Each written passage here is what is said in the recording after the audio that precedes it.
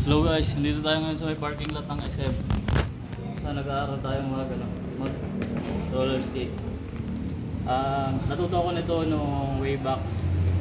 Ano pa, matagal na. Una ako nagganito sa sa may SM.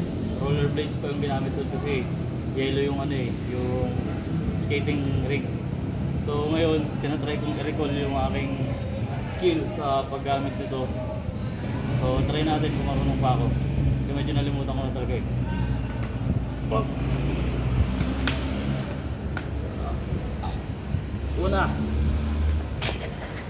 Una kailangan mo nang makatayo.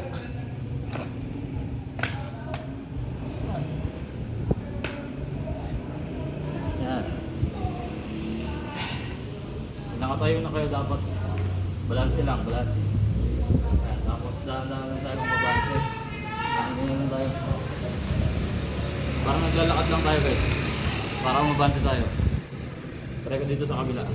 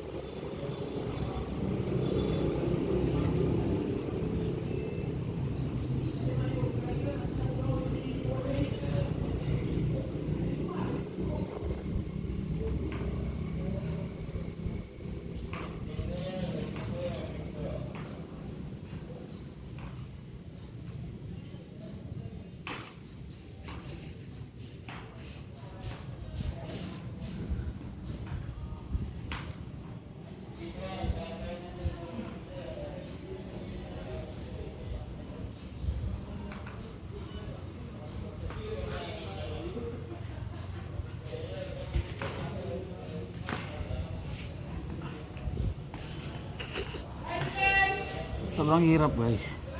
Pero okay na to para sa beginner. Sige na, baba na tayo.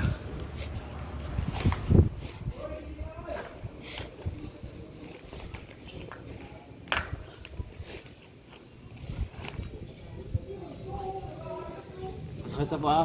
This is day 1. And yun pa lang yung na-recall ko ngayon. Pero not bad na para sa beginner kasi nung nagsimula ako doon talagang ilang bagsak ng puwet yung inabot ko, talaga namang masakit. So update na lang tayo guys sa mga susunod nating kabanata sa ating skating adventure, sa ating skating journey, kung paano tayo makapag-skate na mabilis tulad ng mga nasa video na papanood natin. So yun lang guys, bye bye!